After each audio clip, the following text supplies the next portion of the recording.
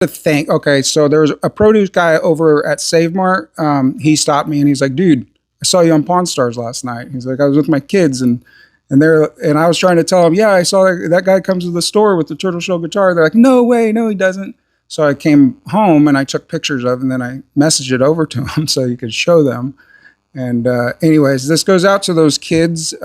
Thanks for being interested. And you reminded me that this is a story that I've never told. So I was working as a landman. Yes, just like that show you guys are all watching, I used to be a landman. And one day I went down to the Wooden Nickel pawn shop because I always tried to look for guitars that might be undervalued. And I like to play them for a couple years and then sell them for more money a couple years later.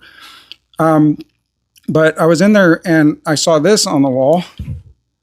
I was like, whoa, like, what's that? And they wanted $600 for it. They said they had it for 4 years, so I offered $300, and they gave it to me plus tax.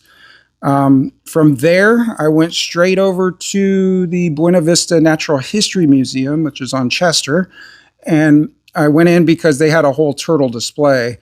And I asked the girl if this was real, and she put her hand in the sound hole, and she said, "Yep, I can feel a spine, and that is a hawksbill sea turtle, and that's an endangered species item."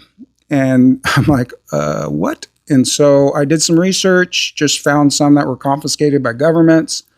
So at that point, I contacted Fish and Wildlife and I spoke to an agent and let him know. He says, he goes, "You're fine." He goes, "You didn't bring it into the state, right? You didn't bring it from outside the country." He goes, "Nope, I bought it right here across the street." And he's like, "Okay, you're good." And that was it. And then I contacted the production company for Pawn Stars, and about 3 weeks later, they emailed me back, said they were interested because I'd be crossing state lines with this thing, and I was not intending on selling it because I knew what was going to happen. I called Fish and Wildlife, said, "Hey, I'm going to go do this, just so you know." And he's like, "Well, I'm not an attorney. I can't tell you what you're going to do." And he goes, "But I can tell you we got other things to worry about." And I said, "Okay."